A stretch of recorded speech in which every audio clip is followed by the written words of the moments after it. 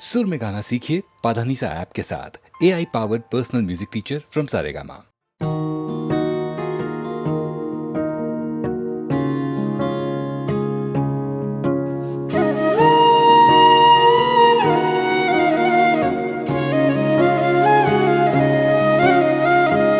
सुनो श्याम प्यारे, ये विनती हमारी। सुनो श्याम प्यारे, ये विनती हमारी। तरसती है अखियाँ दरस को तुम्हारी। कोई रूप लेकर अब चले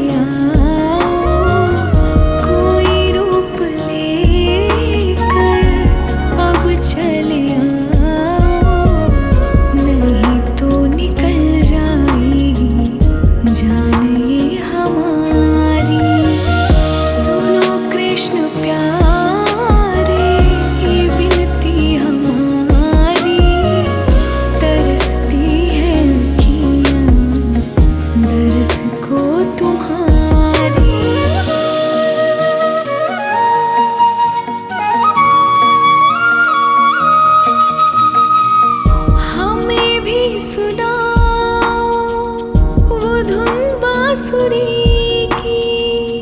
हमें भी लुभाओ जैसे गोपियाँ लुभी थी।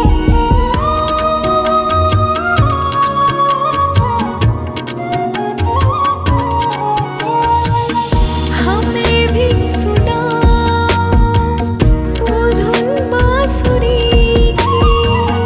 हमें भी लुभाओ जैसे गोपियाँ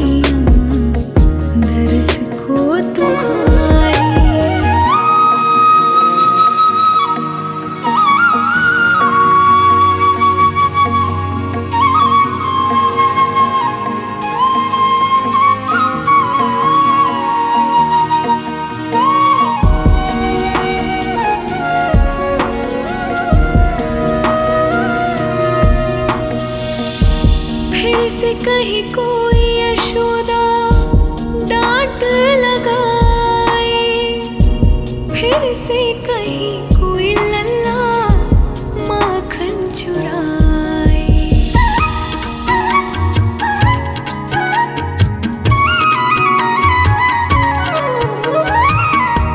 फिर से कहीं कोई यशोदा डांट से कहीं कोई लल्ला माखन चुराए। हमें तुम सिखा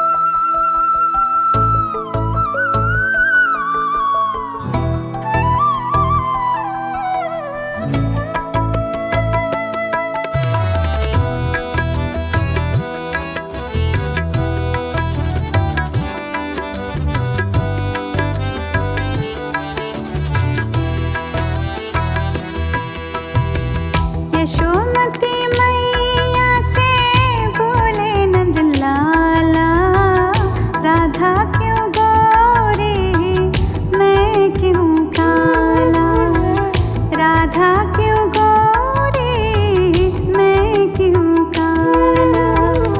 बोले मुस्काती मैया ललन को बताया, बोले मुस्काती मैया ललन को बताया। कारी अंधियारे आधी रात में तो आया, लाडला कन्हैया मेरा हो,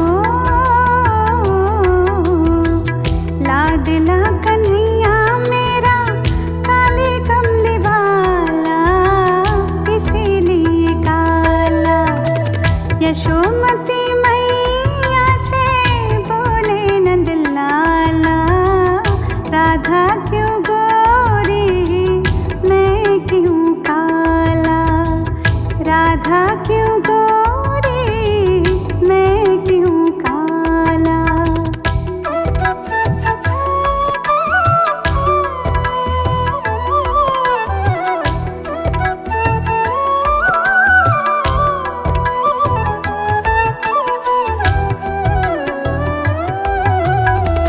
बोली मुस्काती मैया सुन मेरे प्यारे, बोली मुस्काती मैया सुन मेरे प्यारे। गोरे गोरे राधिका के नैन कजरारे, काले नैन वाली ने हो, काले नैन वाली ने ऐसा जादू डाला, इसीलिए काला। यशोमती मैया से बोले नंद लाला, राधा क्यों गोरी मैं क्यों काला, राधा क्यों गोरी मैं क्यों काला।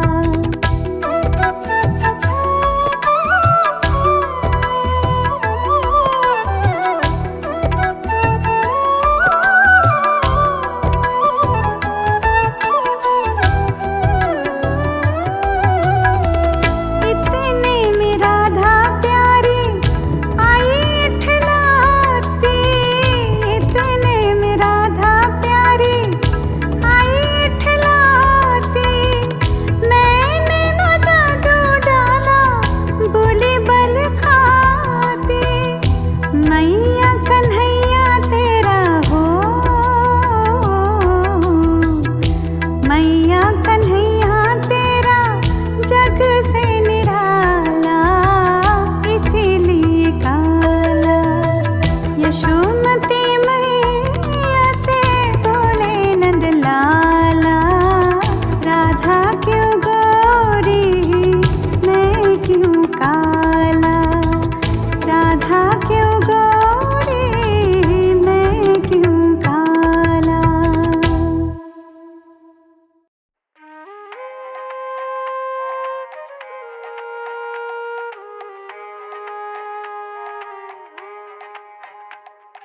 वृंदावन में रहना तो राधे राधे कहना, वृंदावन में रहना तो राधे राधे कहना। इसमें ही सारे सुख, इसमें ही चैना, वृंदावन में हो राधे राधे।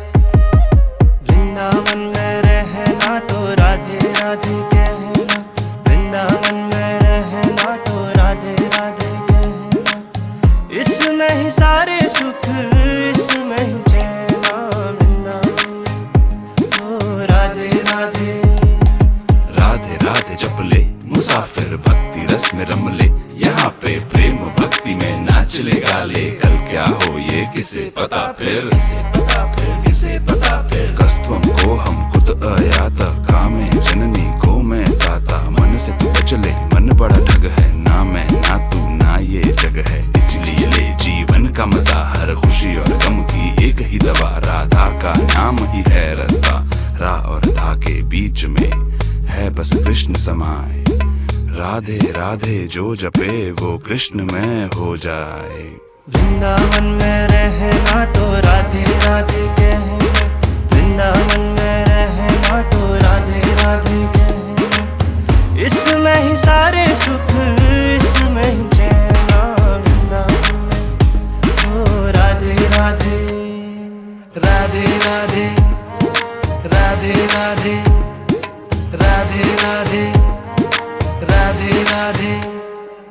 आया परिंदा घूम के संसार, वृंदावन में मिला उसे जिंदगी का सार, हुआ वो तृप्त समर्पण के बाद, इच्छाएं खत्म अब भक्ति है भाव। तेरे मेरे अफसाने वृंदावन में सब जाने, चकित तो बरसाने, सोते हमें ब्रज थाने, मिलके अब सब छाने, देते सब हमको ताने, किसी की न फिर भी माने, ऐसे हमें ब्रज वाले। प्रेम की ये नगरी में सबका है स्वागत, राधे दी राधे अगर कृष्ण है चाँद, किसी का हो सखा किसी का हो देवता, प्रेम को है चखा जिसने करी यहाँ चेष्टा। राधे राधे जप ले मुसाफिर भक्ति रस में रम ले, यहाँ पे प्रेम भक्ति में नाच ले गा ले, कल क्या हो ये किसे पता फिर। वृंदावन में रहना तो राधे राधे कहना, वृंदावन में रहना तो राधे राधे कहना, इसमें ही सारे सुख, इसमें ही चैन, वृंदावन में ओ राधे राधे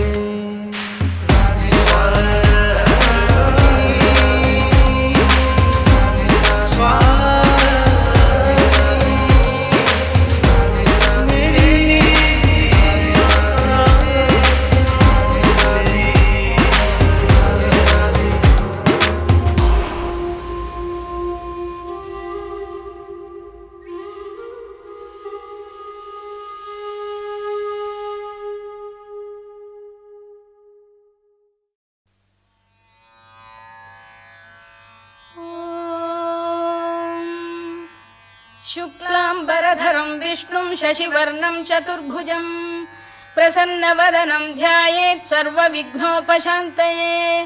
व्यासं वसिष्ठनप्तारं शक्तेः पौत्रमकल्मषं पराशरात्मजं वन्दे शुकतातं तपोनिधिं। व्यासाय विष्णुरूपाय व्यासरूपाय विष्णवे नमो वै ब्रह्मनिधये वासिष्ठाय नमो नमः।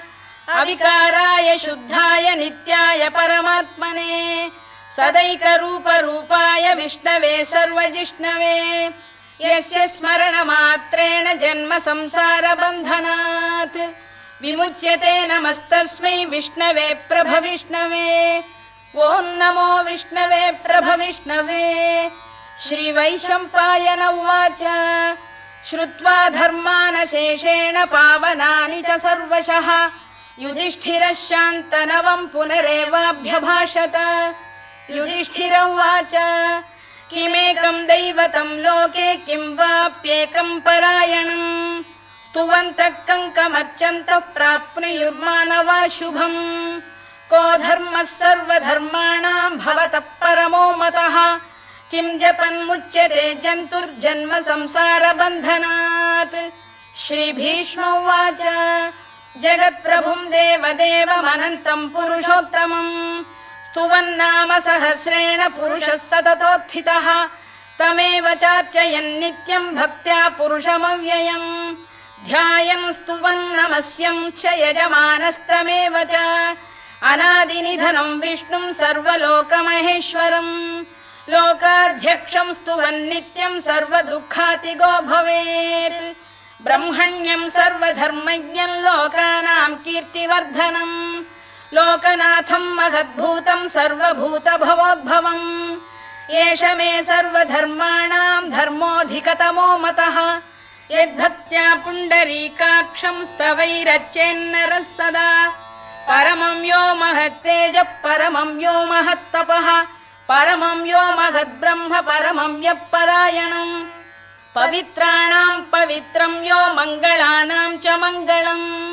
दैवतं देवतानां च भूतानां यो व्ययपिता यतः सर्वाणि भूतानि भवन्त्यादियुगागमे यस्मिंश्च प्रलयं यान्ति पुनरेव युगक्षये तस्य लोकप्रधानस्य जगन्नाथस्य भूपते विष्णोर्नाम सहस्रं मे शृणु पापभयापहम् यानि नामानि गौणानि विख्यातानि महात्मनः ऋषिभिः परिगीतानि तानि वक्ष्यामि भूतये ऋषिर्नाम्नां सहस्रस्य वेदव्यासो महामुनिः छन्दोऽनुष्टुप् तथा देवो भगवान् देवकीसुतः अमृतांशुद्भवो बीजं शक्तिर्देवकी नन्दनः त्रिसामाहृदयं तस्य शान्त्यर्थे विनियुज्यते विष्णुं जिष्णुं महाविष्णुं प्रभविष्णुं महेश्वरम् अनेकरूपदैत्यान्तं नमामि पुरुषोत्तमम्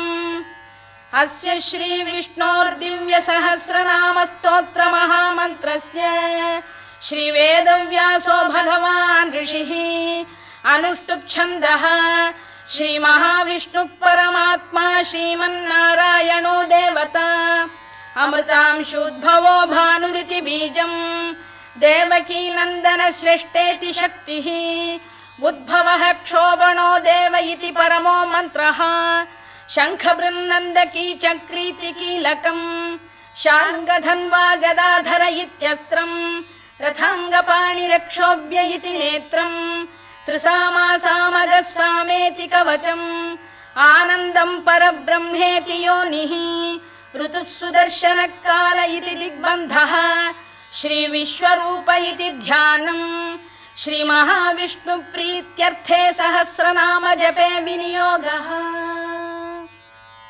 ध्यानम् क्षीरोदन्वत्प्रदेशे शुचिमणिविलसत्सैकते मौक्तिकानाम् माला क्लुप्तासनस्थस्फटिकमणिनिभैर्मौक्तिकैर्मण्डिताङ्गः शुभ्रैरभ्रैरदभ्रैरुपरि विरचितैर्मुक्तपीयूषवर्षैः आनन्दीन पुनीयादरि नलिन गदा शङ्खपाणिर्मुकुन्दः भूः पादौ यस्य नाभिर्वियदसुरनिलश्चन्द्रसूर्यौ च नेत्रे कर्णावाशा शिरोद्यौर्मुखमपि दहनो यस्य वास्तेयमब्धिः अन्तस्थं यस्य विश्वं सुरनरखगो भोगि गन्धर्वदैत्यैः चित्रं रम्यते तं त्रिभुवन वपुषं विष्णुमीशं नमामि ॐ नमो भगवते वासुदेवाय शान्ताकारं भुजगशयनं पद्मनाभं सुरेशं विश्वाधारं गगनसदृशं मेघवर्णं शुभाङ्गम् लक्ष्मीकान्तं कमलनयनं योगिहृद्ध्यानगम्यं वन्दे विष्णुं भवभयहरं सर्वलोकैकनाथम् मेघश्यामं पीतकौशेयवासं श्रीवत्साङ्कं कौस्तुभोद्भासिताङ्गम् पुण्योपेतं पुण्डरीकायताक्षं विष्णुं वन्दे सर्वलोकैकनाथम् नमः समस्तभूतानामादिभूताय भूभृते अनेकरूपरूपाय विष्णवे प्रभविष्णवे सशङ्खचक्रं सकिरीटकुण्डलं सपीतवस्त्रं सरसीरुहेक्षणम् सहारवक्षस्थलशोभिकौस्तुभं नमामि विष्णुं शिरसा चतुर्भुजम् छायायां पारिजातस्य हेमसिंहासनोपरि आसीनमम्बुदश्याममायताक्षमलङ्कृतम् चन्द्राननं चतुर्बाहुं श्रीवत्साङ्कितवक्षसम् रुक्मिणी सत्यभामाभ्यां सहितं कृष्णमाश्रये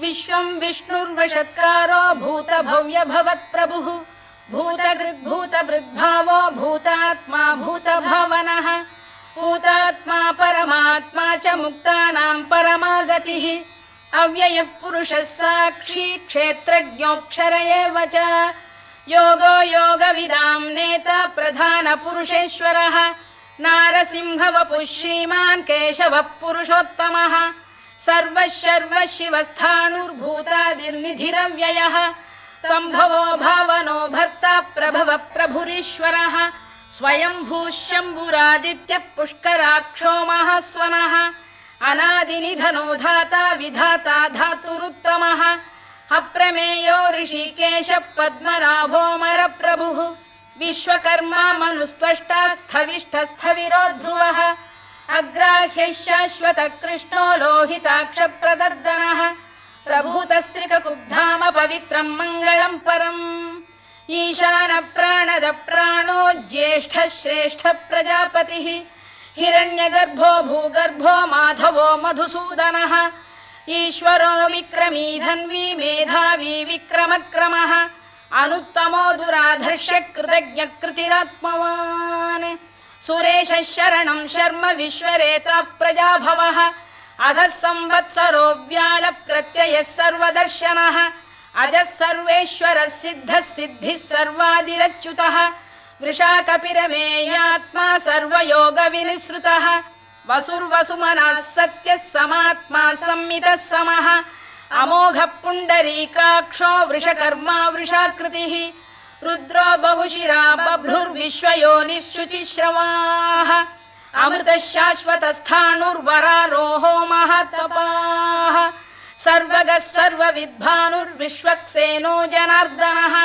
वेदो वेदविदव्यङ्गो वेदाङ्गो वेदवित्कविः लोकाध्यक्षः सुराध्यक्षो धर्माध्यक्षकृताकृतः चतुरात्मा चतुर्व्यूहश्चतुर्दंष्टश्चतुर्भुजः भ्राजिष्णुर्भोजनं भोक्ता सहिष्णुर्जगदादिजः अनघो विजयो जेता विश्वयोनिः पुनर्वसुः उपेन्द्रो वामनः प्रांशुरमोघः शुचिरूर्जितः अतीन्द्रः सङ्ग्रहः सर्गो धृतात्मा नियमो यमः वेद्यो वैद्यः सदा योगी वीरः माधवो मधुः अतीन्द्रियो महामायो महोत्साहो महाबलः महाबुद्धिर्महावीर्यो महाशक्तिर्महाद्युतिः अनिर्देश्य वपुः श्रीमान् अमे आत्मा महादृधृत् महेश्वासो महीभर्ता श्रीनिवासः सताङ्गतिः अनिरुद्धः सुरानन्दो गोविन्दो गोविदाम्पतिः मरीचिर्दमनो हंसः सुपर्णो भुजगोत्तमः हिरण्यनाभः सुतपाः पद्मनाभः प्रजापतिः अमृत्युः सर्वदृक्सिंहः सन्धाता सन्धिमान् स्थिरः अजो दुर्मर्षणः शास्ता विश्रुतात्मा सुरारिः गुरुर्गुरुतमो धाम सत्यः सत्यपराक्रमः निमिषो निमिषस्रग्वी वाचस्पतिरुदारधीः अग्रणीर्ग्रामणी श्रीमान् न्यायो नेता समीरणः सहस्रमूर्धा विश्वात्मा सहस्राक्षः सहस्रपात् आवर्तनो निवृत्तात्मा संवृतः सम्प्रमर्दनः अधः संवर्तको वह्निरनिलो धरणीधरः सुप्रसाद प्रसन्नात्मा विश्वधृत् विश्वभुग्विभुः सत्कर्ता सत्कृतः साधुर्जह्नुर्नारायणो नरः असंख्येयो प्रमेयात्मा विशिष्टः शिष्टकृच्छुचिः सिद्धार्थ सिद्ध संकल्पः सिद्धिदः सिद्धिसाधनः वृषाही वृषभो विष्णुर्वृषपर्वा वृषोदरः वर्धनो वर्धमानश्च विविक्तश्रुतिसागरः सुभुजो दुर्धरो वाग्मी महेन्द्रो वसुदो वसुः नैकरूपो बृहद्रूपः शिपिविष्टप्रकाशनः ओजस्तेजोद्युतिधर प्रकाशात्मा प्रतापनः वृद्धस्पष्टाक्षरो मन्त्रश्चन्द्रांशुर्भास्करद्युतिः अमृतांशुद्भवो भानुः शशबिन्दुः सुरेश्वरः औषधं जगतः सेतुः सत्यधर्मपराक्रमः भूतभव्यभवन्नाथः पवनः पावनो नलः कामः कामकृत्कान्तः कामः कामप्रदप्रभुः युगादिकृद्युगावर्तो नैकमायो महाशनः अदृश्यो व्यक्तरूपश्च सहस्रजिदनन्तजित् इष्टो विशिष्टः शिष्टेष्टः शिखण्डी नघुषो वृषः क्रोधः क्रोधकृत्कर्ता विश्वबाहुर्महीधरः अच्युत प्रथित प्राण प्राणदो वासवानुजः अपां निधिरधिष्ठानमप्रमत्त प्रतिष्ठितः स्कन्द स्कन्दधरो धुर्यो वरदो वायुवाहनः वासुदेवो बृहद्भानुरादिदेवः पुरन्दरः अशोकस्तारणस्तारः शूरः शौरिर्जनेश्वरः अनुकूलः शतावर्तः पद्मी पद्मनिभेक्षणः पद्मनाभोरविन्दाक्षः पद्मगर्भः शरीरभृत् महर्धिर्वृद्धो वृद्धात्मा महाक्षो गरुडध्वजः अतुलः शरभो भीमः समयज्ञो हविर्हरिः सर्वलक्षणलक्षण्यो लक्ष्मीवान् समितिञ्जयः विक्षरो रोहितो मार्गो हेतुर्दामोदरः सहः महीधरो महाभागो वेगवानमिताशनः उद्भवः क्षोभणो देवः श्रीगर्भः परमेश्वरः करणं कारणं कर्ता विकर्ता गहनो गुहः व्यवसायो व्यवस्थानः संस्थानस्थानदो ध्रुवः परधिः परमस्पष्टस्तुष्टः पुष्टः शुभेक्षणः रामो विरामो विरतो मार्गो नेयो नयोनयः वीरः शक्तिमतां श्रेष्ठो धर्मो धर्मविदुत्तमः वैकुण्ठः पुरुषः प्राणद प्रणवपृतुः हिरण्यगर्भः शत्रुघ्नो व्याप्तो वायुरधोक्षजः ऋतुः सुदर्शनकालः परमेष्ठी परिग्रहः उग्रः संवत्सरो दक्षो विश्रामो विश्वदक्षिणः विस्तारस्थावरस्थाणुप्रमाणं बीजमव्ययम् अर्थोऽनर्थो महाकोशो महाभोगो महाधनः अनिर्विण्णस्थविष्ठो भूर्धर्मयूपो महामखः नक्षत्रनेमिर्नक्षत्री क्षमः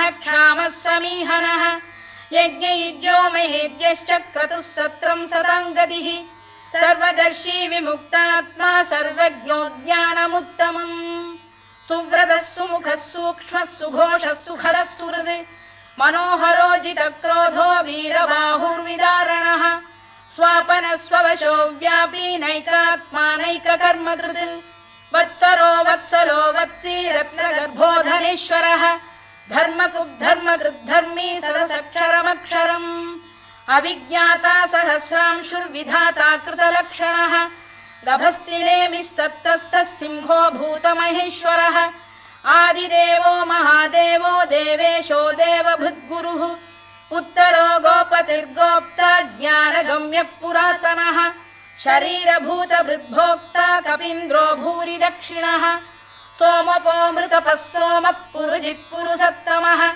विनयो जयः सत्यसन्धो दाशार्हः सात्वतां पतिः जीवो विनयिता साक्षी मुकुन्दो मितविक्रमः अम्भोनिधिरनन्तात्मा महोदधिशयोऽन्तकः अजो महार्घः स्वाभाव्यो जितामित्रप्रमोदनः आनन्दो नन्दनो नन्दः सत्यधर्मात्रिविक्रमः महर्षिः कपिलाचार्यः कृतज्ञो मेदिनीपतिः त्रिपदस्त्रिदशाध्यक्षो महाशृङ्गकृतान्तकृत् महावराहो गोविन्दः सुषेणः कनकाङ्गनी गुह्यो गभीरो गहनो गुप्तश्चक्रगदाधरः मेधास्वाङ्गो जितकृष्णो दृढः सङ्कर्षणोच्युतः वरुणो वारुणो वृक्षः पुष्कराक्षो महामनाः भगवान् बलहानन्दी वनमाली हलायुधः आदित्यो ज्योतिरादित्यः सहिष्णुर्गतिसत्तमः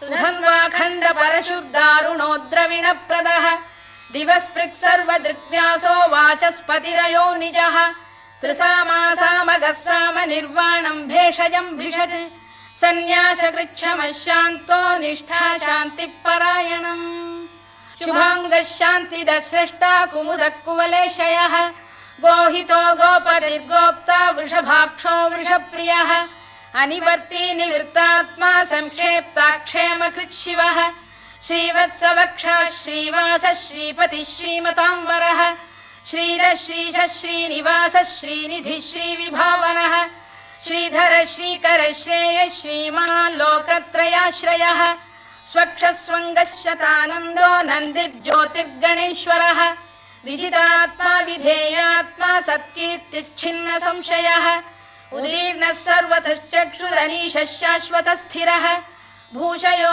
भूषणो भूतिर्विशोकः शोकनाशनः अर्चिष्मानर्चितः कुम्भो विशुद्धात्मा विशोधनः अनिरुद्धो प्रतिरथ प्रद्युम्नो मितविक्रमः कालनेमिनिहा वीरः शौरिः शूरजनेश्वरः त्रिलोकात्मा त्रिलोकेशः केशवः केशिहा हरिः कामदेवः कामपालः कामी कान्तकृतागमः अनिर्देश्य वपुर्विष्णुर्वीरोऽनन्तो धनञ्जयः ब्रह्मण्यो ब्रह्मकृद्ब्रह्मा ब्रह्म ब्रह्मविवर्धनः ब्रह्मविब्राह्मणो ब्रह्मी ब्रह्मज्ञो ब्राह्मणप्रियः महाकमो महाकर्मा महातेजा महोरगः महाक्रतुर्महायज्वा महायज्ञो महाहविः स्तव्यस्तव प्रियस्तोत्रं स्तुतिस्तोतारणप्रियः पूर्णः पूरयिता पुण्यः पुण्यकीर्तिरनामयः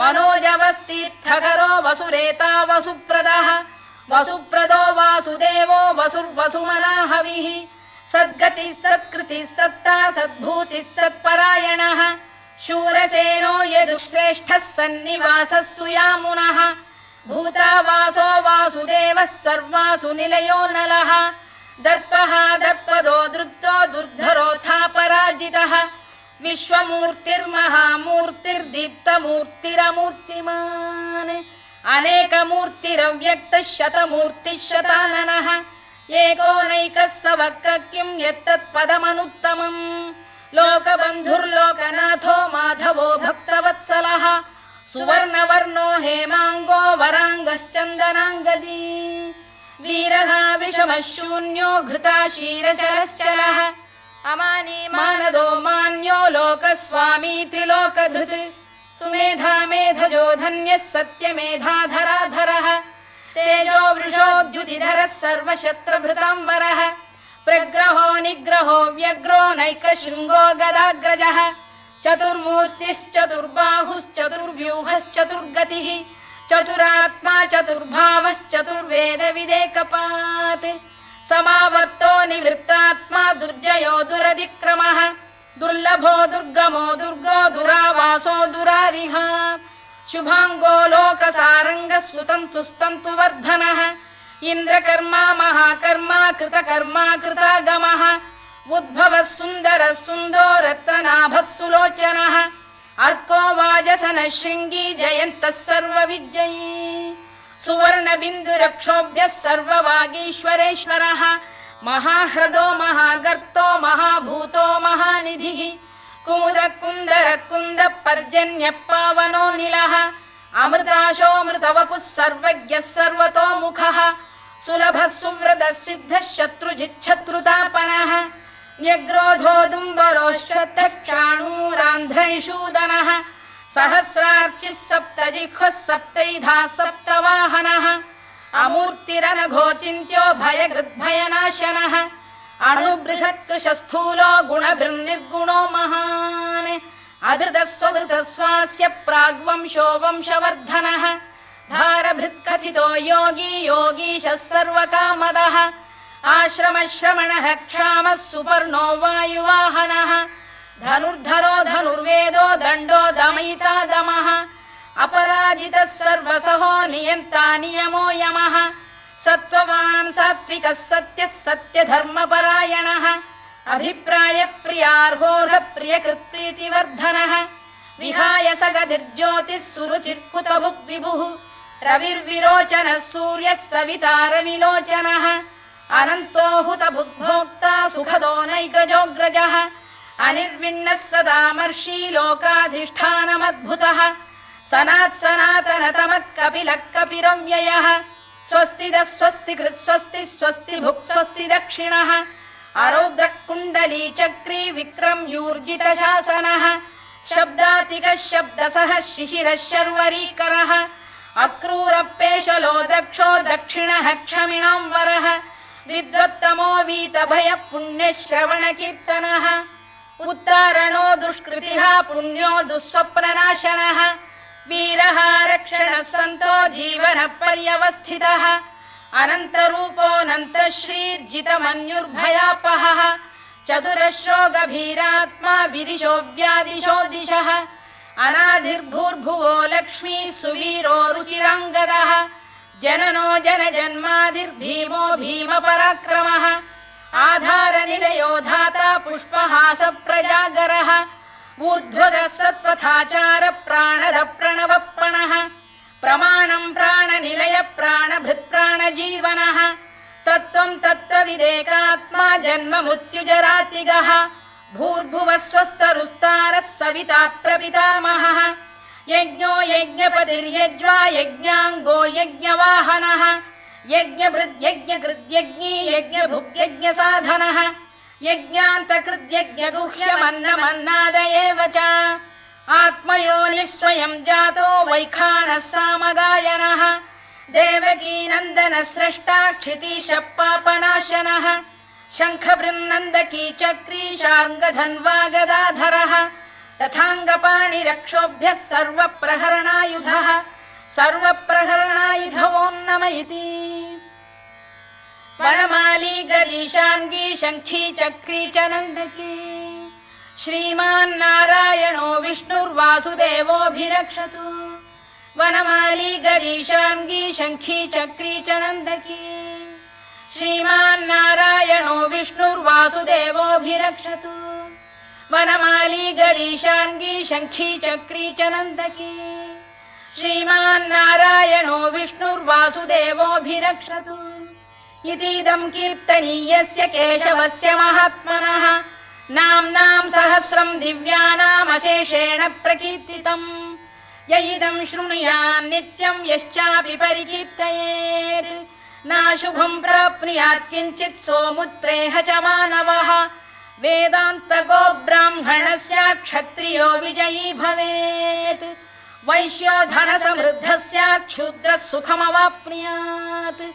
धर्मार्थी प्राप्नुयात् धर्ममर्थार्थी चार्थमाप्नुयात् कामानवाप्नुयात् कामी प्रजार्थी चाप्नुयात् प्रजाम् भक्तिमान् यः सदोत्थाय शुचिस्तद्गतमानसः सहस्रं वासुदेवस्य नाम्नामेतत् प्रकीर्तयेत् यशः प्राप्नोति विपुलं याति प्राधान्यमेव च अचलां श्रियमाप्नोति श्रेयः प्राप्नोत्यनुत्तमम् न भयं क्वचिदाप्नोति वीर्यं तेजश्च विन्दति भवत्यरोगोद्युतिमान् बलरूपगुणान्वितः रोगार्तो मुच्यते रोगात् बद्धो मुच्येत बन्धनात् भयान्मुच्येत भीतस्तु मुच्येतापन्न आपदः दुर्गाण्यतितरत्याशु पुरुषः पुरुषोत्तमम् स्तुवन्नाम सहस्रेण नित्यं भक्तिसमन्वितः वासुदेवाश्रयो मर्त्यो वासुदेवपरायणः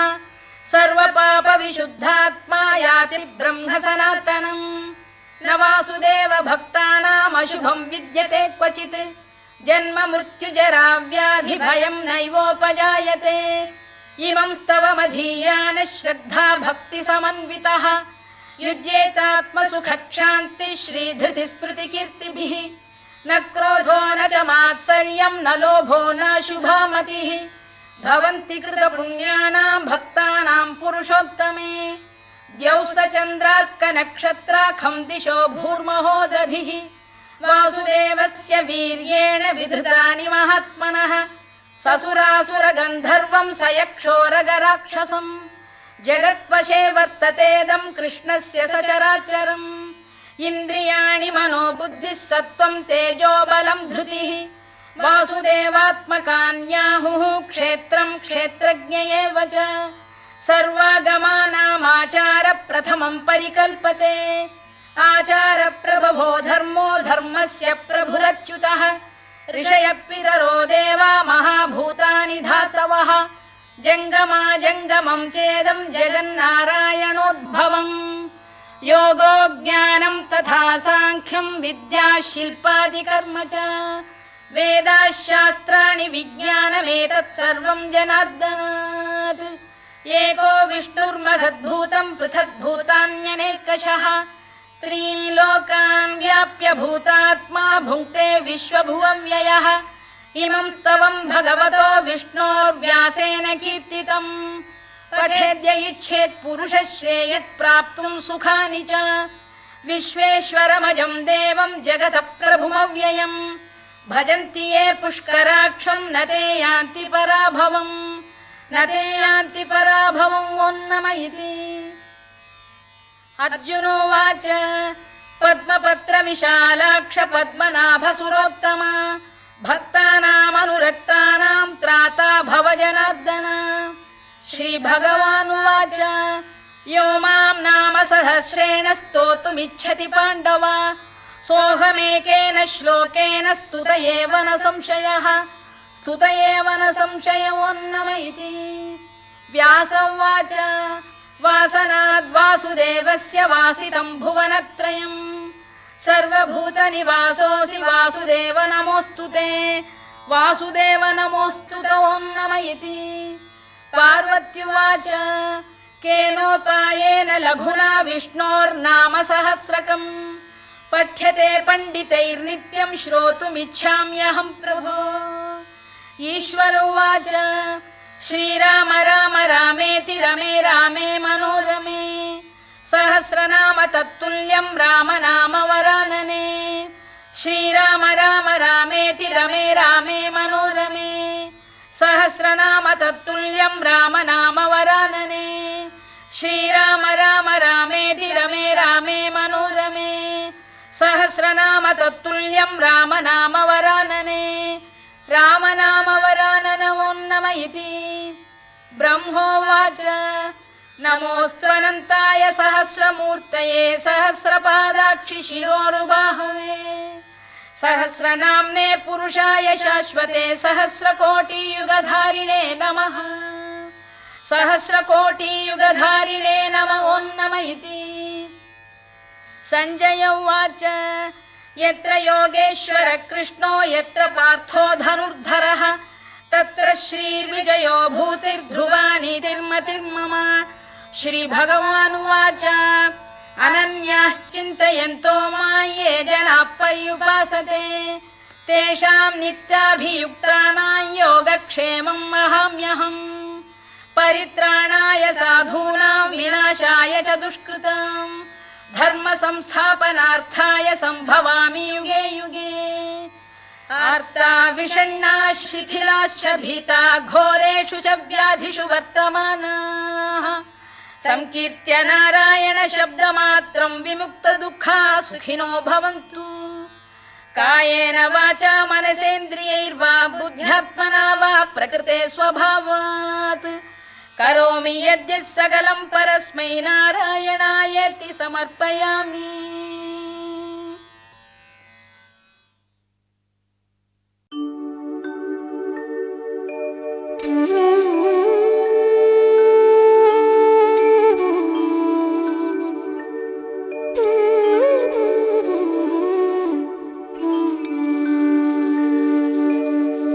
जनक जननी पद्मरज निज मस्तक पर धारी बंदा मातु सरस्वती बुद्धि बल दे दातारी। पूर्ण जगत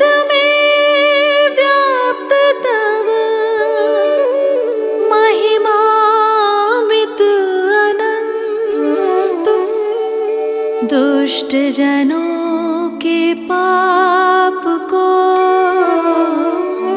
मातु तो ही अब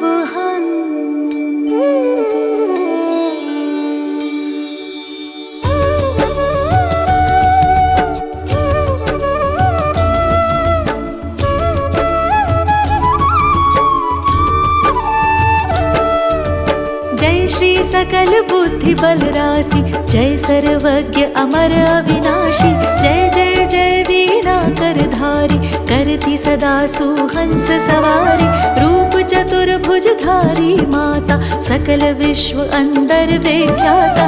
जग में पाप बुद्धि जब होती तब ही धर्म की फीकी ज्योति तब ही मातु का निज अवतारी पापहीन करती महतारी।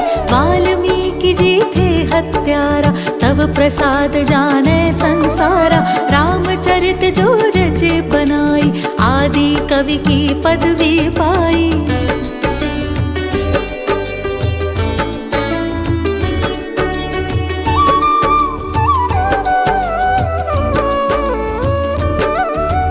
कालिदास जो भय विख्याता तेरी कृपा दृष्टि से माता तुलसी सूर आदि विद्वाना भय और जो ज्ञानी नाना तिन्ना और रहे अवलंबा केवल कृपा आपकी अम्बा। करहु कृपा सोई मातु भवानी दुखित दीन निज दास ही जानी। पुत्र करहि अपराध बहुता तेहि न धरई चित सुंदर माता। राखु लाज जन जननी अब मेरी विनय करऊं भांति बहु तेरी।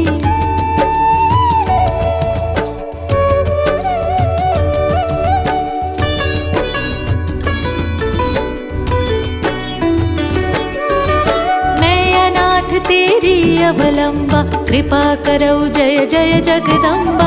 मधुकैटभ जो अति बलवाना, बाहु युद्ध विष्णु से ठाना। समर 1000 पाँच में घोरा, फिर भी मुख उनसे नहीं मोरा। मातु सहाय कीन तिहि काला, बुद्धि विपरीत भई खलहाला। तिहि ते मृत्यु भई खल केरी, पुरवहु मातु मनोरथ मेरी। चंड मुंड जो थे विख्याता, क्षण महु संखारे उन माता।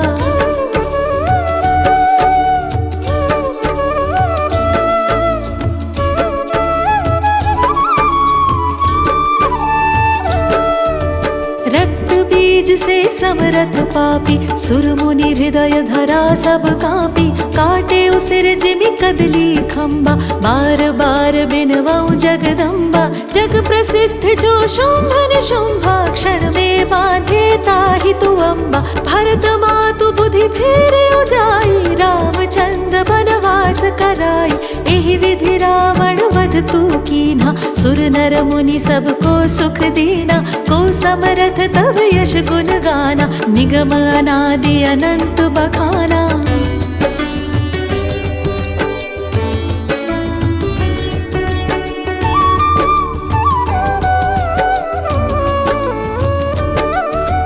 विष्णु रुद्र अज सकहिन मारी, जिनकी हो तुम रक्षाकारी। रक्त दंतिका और शताक्षी, नाम अपार है दानव भक्षी। दुर्गम काज धरा पर कीना, दुर्गा नाम सकल जगलीना। दुर्ग आदि हरनी तो माता, कृपा करहु जब जब सुख दाता। नृप को पित को मारन चाहे, कानन में घेरे मृग नाहे। सागर मध्य पूत के भंजे, अति तूफान नहीं को संगे।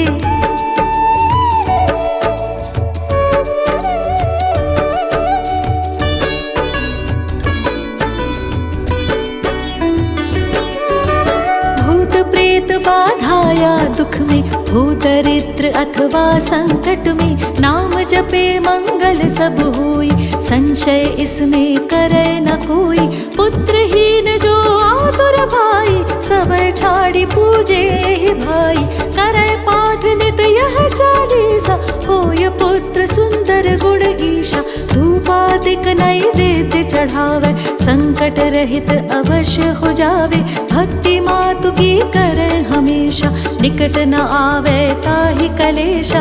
बंदी पाठ करे 712, बंदी पाश दूर हो सारा। राम सागर बांधी हेतु भवानी, कीजे कृपा दास निज जानी।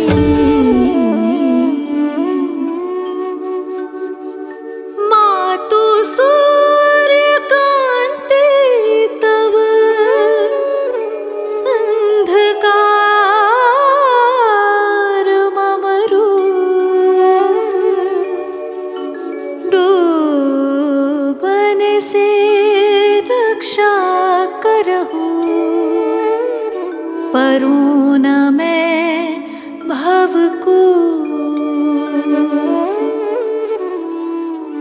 बल बुद्धि विद्या देहु मोहि, सुनहु सरस्वती मातु। राम सागर अधम को, आश्रय तू ही दे दातु।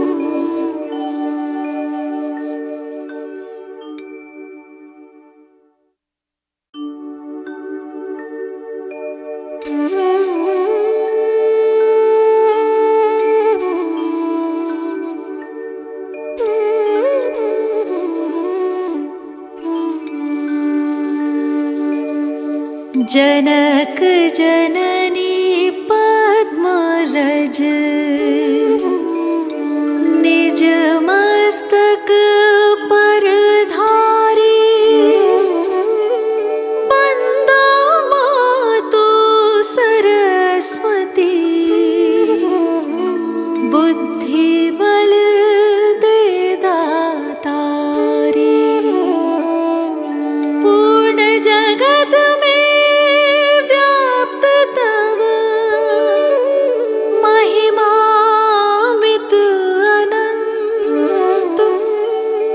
दुष्ट जनों के पाप को मातो तो ही अब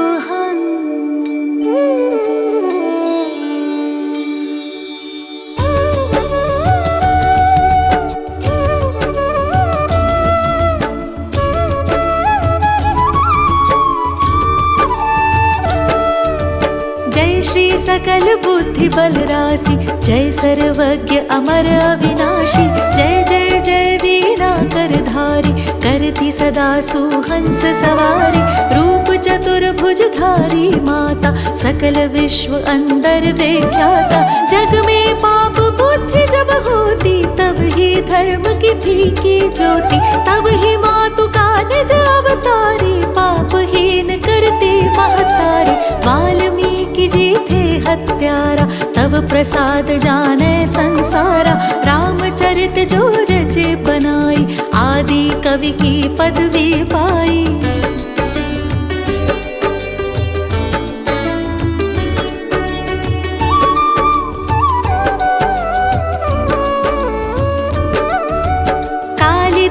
जो भय विख्याता, तेरी कृपा दृष्टि से माता, तुलसी सूर आदि विद्वाना, भय और जो ज्ञानी नाना, तिन्ना और रहे अवलंबा, केवल कृपा आपकी अम्बा। करहु कृपा सोई मातु भवानी, दुखित दीन निज दास ही जानी। पुत्र करहि अपराध बहुता, तेहि न धरई चित सुंदर माता। राखु लाज जन जननी, अब मेरी विनय करऊं भांति बहु तेरी।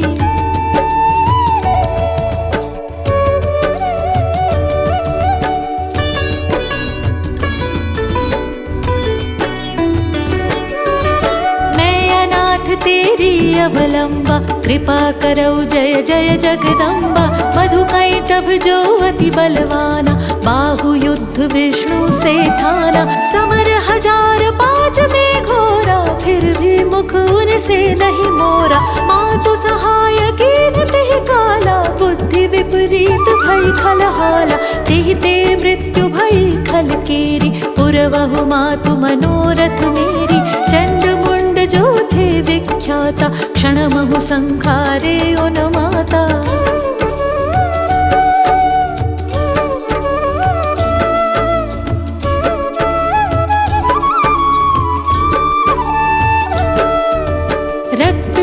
से समरथ पापी, सुर मुनि हृदय धरा सब कापी। काटे उसिर जिमि कदली खम्बा, बार बार बिनवऊं जगदम्बा।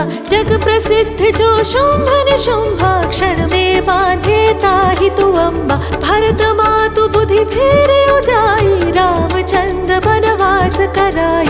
एहि विधि रावण वध तू कीन्हा, सुर नर मुनि सबको सुख दीना। को समरथ तब यश गुण गाना, निगम अनादि अनंत बखाना।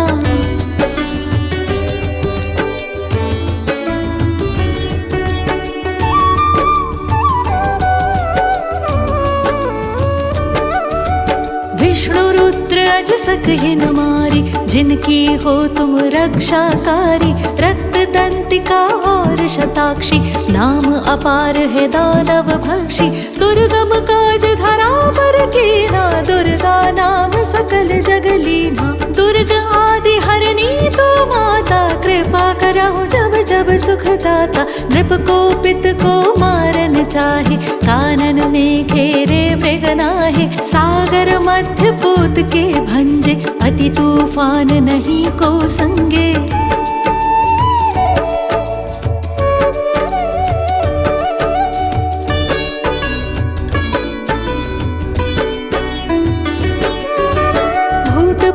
बाधाया दुख में, हो दरिद्र अथवा संकट में। नाम जपे मंगल सब होई, संशय इसमें करे न कोई। पुत्रहीन जो आतुर भाई, सब छाड़ी पूजे ही भाई। करे पाठ नित यह चालीसा, होय पुत्र सुंदर गुण ईशा। धूपादिक नैवेद्य चढ़ावे, संकट रहित अवश्य हो जावे। भक्ति मातु की करे हमेशा, निकट न आवे ताहि कलेशा। बंदी पाठ करे 7 बंदी पाश दूर हो सारा। राम सागर बांधी हेतु भवानी, कीजे कृपा दास निज जानी।